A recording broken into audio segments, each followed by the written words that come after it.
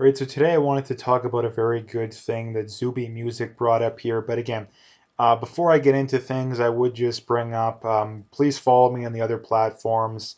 I got all the links below. Again, if you want to donate, you can do that as well. Again, YouTube is very censorious lately, and it's only a matter of time till they ban me. So, like I say, check out those links.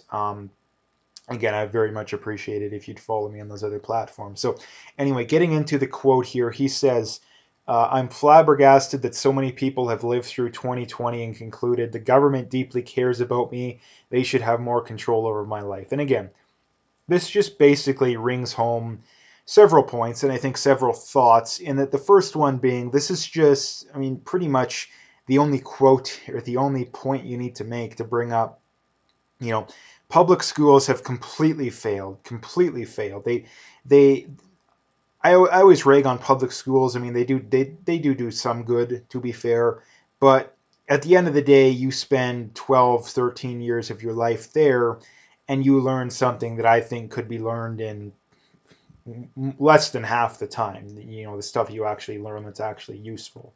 So as a whole, you don't actually learn that much. And again, the stuff that you do learn could be done a lot sooner.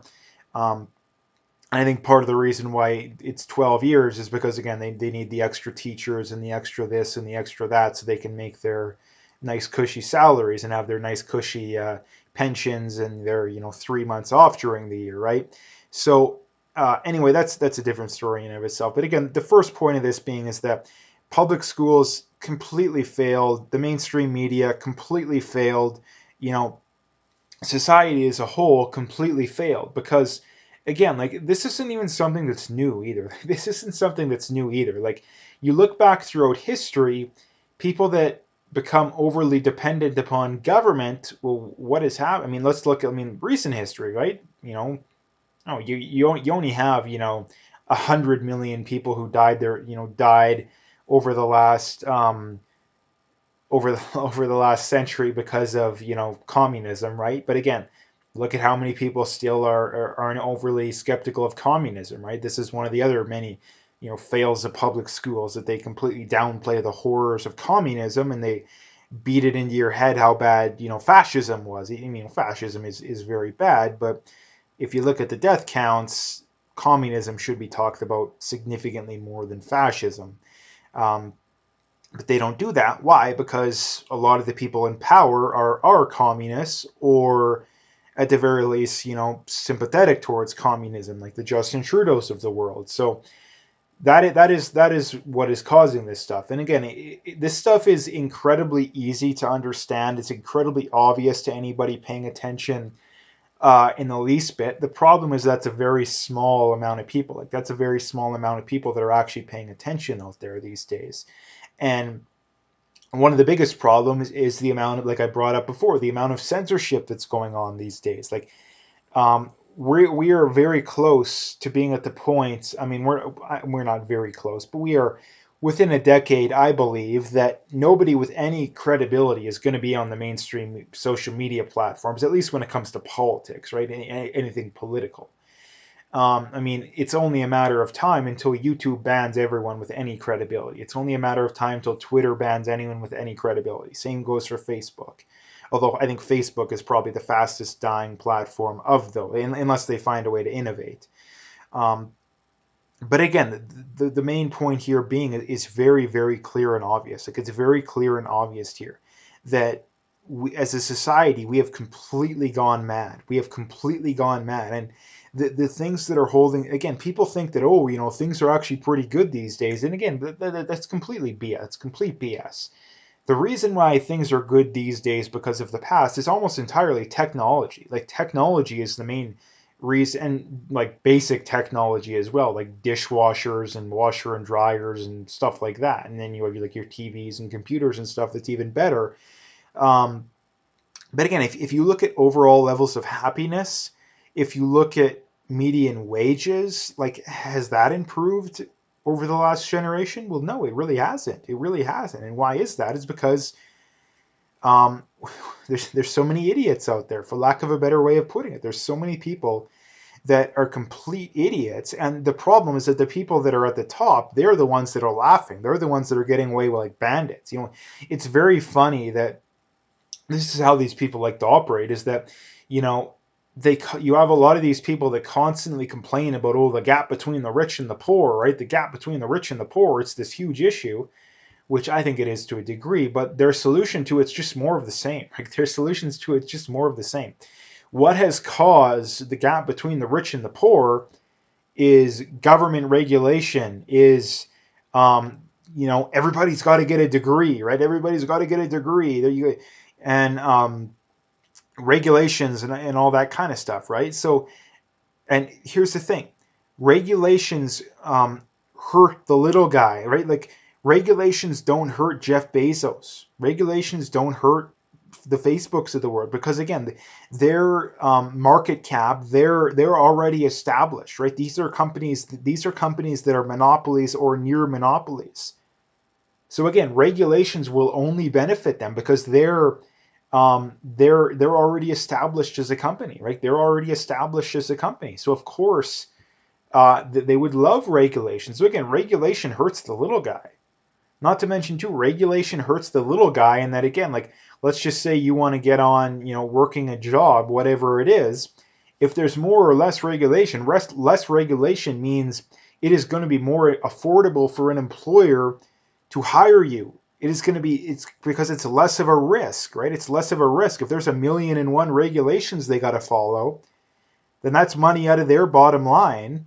That's money out of their bottom line, which means they can't afford to hire as many people. They can't afford to pay people as much. So again, this is just the stupidity of a lot of these people that I'm trying to point out here, is that they see this problem in society, and their solution to the problem is just more of what caused the problem in the first place, right? The gap between the rich and the poor. The reason why the gap between the rich and the poor exists is because of, number one, crony capitalism, regulations, taxes, all this kind of stuff. That the system is not designed to help the little guy.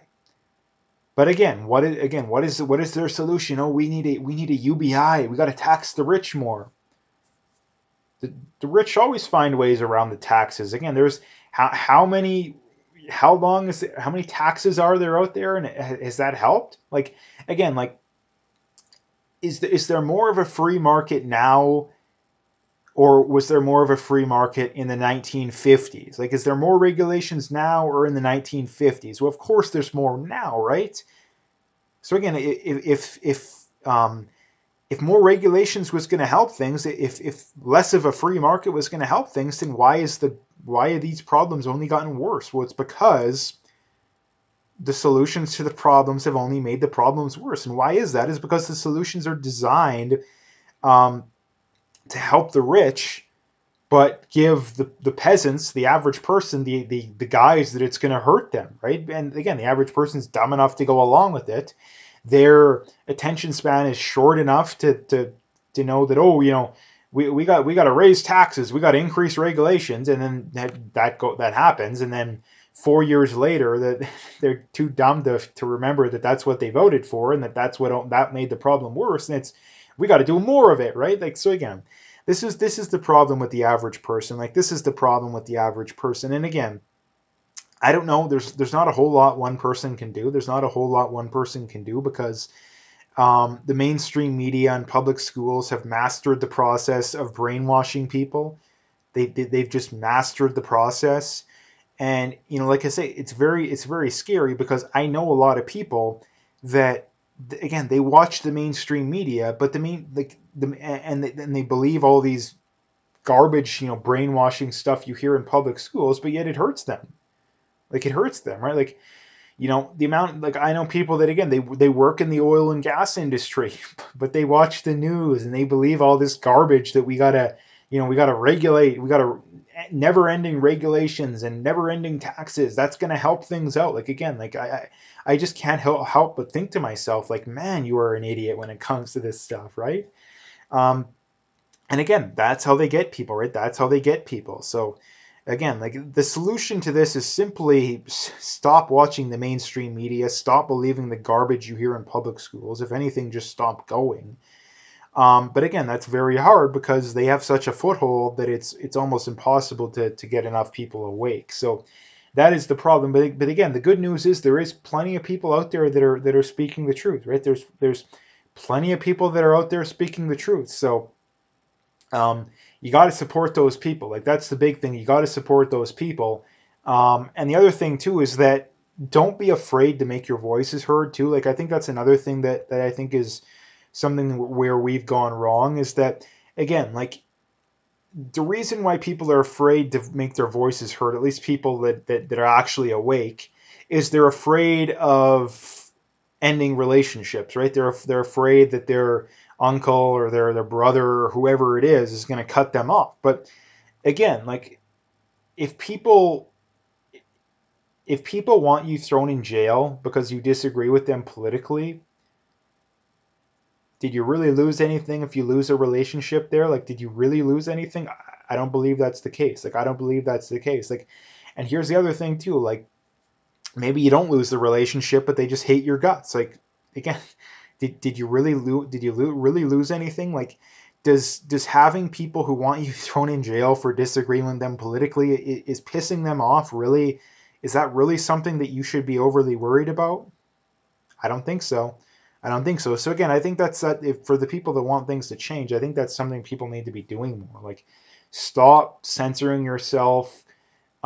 Stop doing that kind of stuff because again, if you don't even have free speech in your own personal life, then why would it matter if you have free speech like with people you don't even know? Like I think that's something that we got to be doing more of. Personally, that's something I want to be doing more of. I think that's something that everybody should be doing more of. So again, like if you want the world to change, your own personal life is where you should be focused the majority of your energy on. Like your own personal life should be where you're focused the majority of your energy on. So again, that's the last thing I wanted to bring up. So again, to sum it up, he makes a very good point, and I think he's spot on here. Like the amount of people that that again, this is the craziest thing too, because the government objectively lied or at the very least misled us on this whole virus situation, and everybody agrees with that. Like everybody disagrees with the way the government handled this, because again, if you're a lockdown zealot and a mask zealot, then you disagree because they told us not to wear masks off the start, and you had all these democratic politicians in the states talking about how, oh, go to Chinatown, go gather with all your friends and hug a Chinese person, right?